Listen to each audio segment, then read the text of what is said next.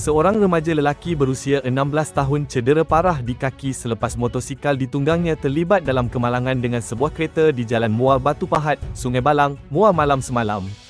Kejadian berlaku sekitar jam 9.40 malam dan mangsa kini menerima rawatan di Hospital Pakar Sultanah Fatimah. Kemalangan membabitkan motosikal mangsa dan sebuah kereta yang dipandu seorang lelaki warga emas berusia 67 tahun. Sebelum ini, tular di media sosial dakwaan bahawa pemandu kereta itu dalam keadaan mabuk dan melanggar remaja terbabit dari arah belakang sehingga mangsa tercampak ke bawah kenderaan. Terdapat juga dakwaan bahawa pemandu cuba melarikan diri dengan bersembunyi di sebuah kedai sebelum sekumpulan lelaki bertindak menahannya.